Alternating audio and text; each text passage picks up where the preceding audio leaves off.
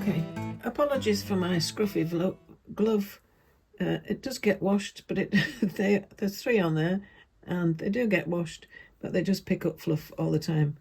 Okay, this is what I'm going to try and show you.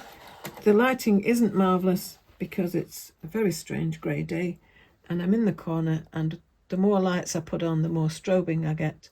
So what I want to show you just is this tiny bit of, I'm making these bags, these zipper pouches, like this. Just want to show you an extra bit that I put in.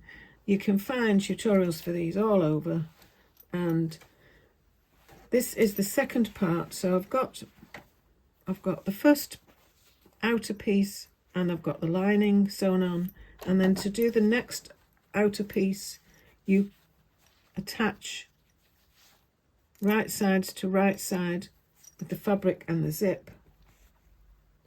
I will just scoot that along in a minute. And then all I'm doing, this line of stitching is just to seal this edge.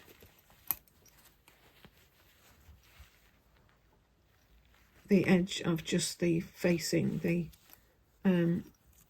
fleece onto the fabric. Now what most tutorials show you to do is pin the zip at the top, face down on top of your best fabric, your main fabric, and then they tell you to then put the lining piece on. I'm just showing you that just for safety, just because I can't manipulate my fingers that well, I've placed that ready along the top so that I can just catch that with an 1/8 of an inch seam allowance, so that I'm doing it in a large stitch. It's just a basting stitch, so you'll see what happens when I bring the lining to it afterwards. Okay, it's not dark in here, it's just that now I've put the light on, it started strobing and creating a few issues. Just want those to be level. My arm will be in the way. It's not about showing you me stitching. I tried to put this on the other side. It won't go, it won't reach. Anyway, it isn't about you seeing me stitching. That's what I'm trying to say. It's just the fact that I'm doing it as an extra step, just to baste it on, to give it so that it doesn't move out of the way. If you place the lining bit on here now, you've got to fiddle about with that. My hands aren't working that well in any case, and I want that edge to be where I put it. So I'm just going to put on my machine. No, I'm not, because it's not plugged. I just put my heating on. It's so cold today. I'm wearing my gardening fleece. It's ridiculous. Underneath that, I have a Linnea sweater. Underneath that, I have a polar neck sweater. Underneath that, I have a long sleeve tee. And under that, I have a long underskirt and a vest top. And under that is a bra. So there you go. But anyway, it's chilly. So I'm putting that on a big stick. I'm going to move my needle towards the outside. Okay, I'm just going to run down that now. Oh, and I've got my slipper on. I have to take that off.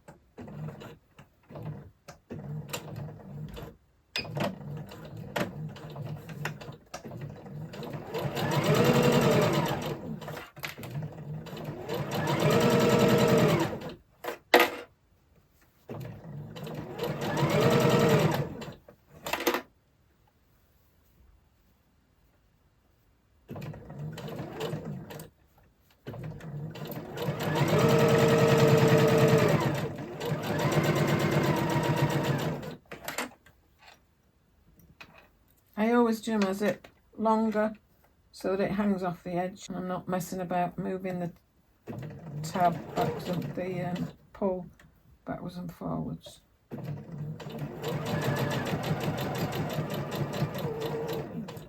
Okay. So I don't know if it's come out right or not, but there you go. So this will not be seen now because I will do another row of stitching when I put the lining on with it. I may not be making any sense anyway. So this is how you do it. Okay, so I have just done this piece with no lining attached to it.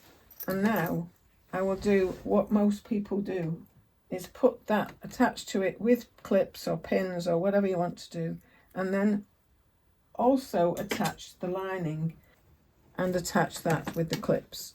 Now that's why if I was attaching it while that had not been sewn to it, basted to it, I have to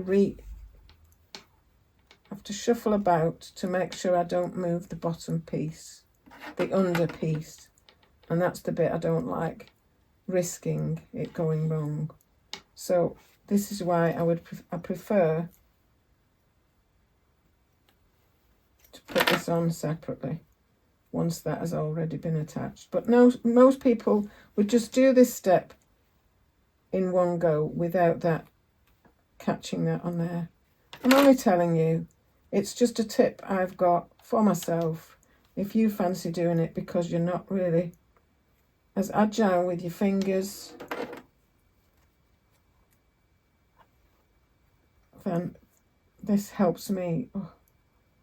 Just be putting one fabric to that's already held. I don't have to worry about it slipping about.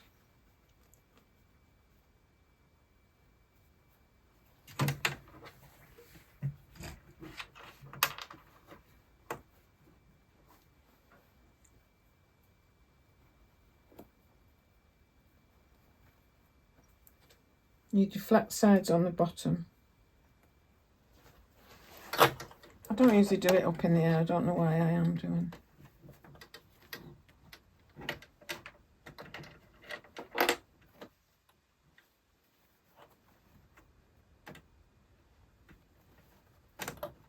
So I would normally just lay this on the table. I don't quite know why I'm doing it like this, just to make it worse.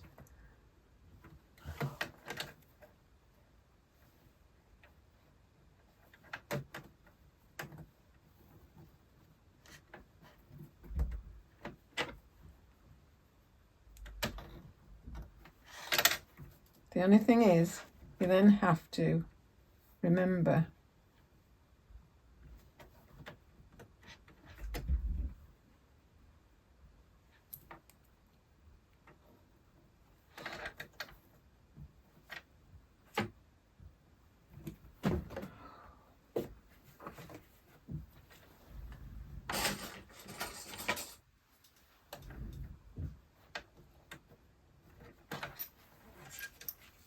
so that is not showing over the top. Take that little bit there.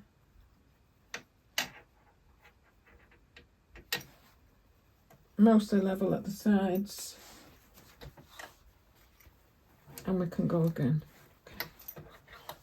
Now this is the most crucial bit, in that you have to then put your stitch length back to 2.5 if that's what you're using, and move your, I'm not using my zipper foot, but what I had been doing is changing that to 0.5 because I'm going about 1/4 of an inch. Now it doesn't matter if I'm using black or white, it's not going to show when I turn it through, but when I do the over top stitching, after I've pressed it, then I will use white. Oh, never mind. It's only 11:30 in the morning. I haven't got the big light on.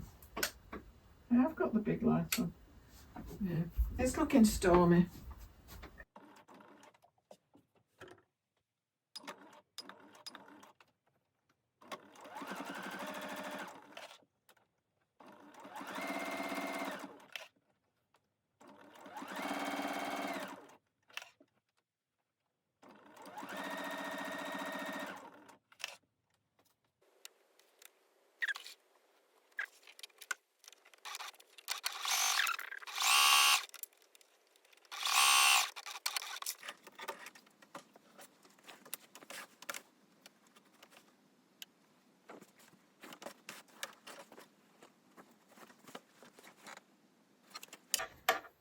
Okay, I'll cut all my threads off and I'll go and press this and then I will overstitch it.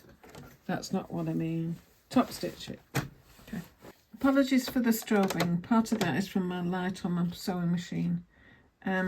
So what I wanted to show you was just putting these, I'm just making a zipper pouch in the middle where it's lined, and the part that I'm showing you really is how I have attached these two pieces, the lining and the outer, and I've got some baggy down there that's not quite as it should be, so we'll alter that afterwards. But that's the way of doing it with this other boxing method that I'm not used to and don't like. So just quickly showing you how I have attached these. Okay, so there are another 3 kits now ready to put together. The linings are there for those 3. There's another one there that has no interfacing for it. I need some fusible fleece for that. Sorry, the interfacing is on the lining pieces, but I need the fusible fleece for the 4th one of these. And there are another 4 under construction here.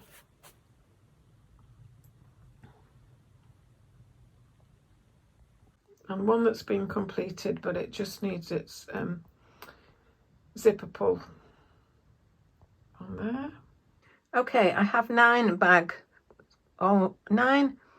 bags, zipper pouches if you like, all lined up ready for me now to join them all together, or join each one together and create the actual bag. Okay, well, this is the first bag that I'd made, just to make sure I'd got all the proportions right.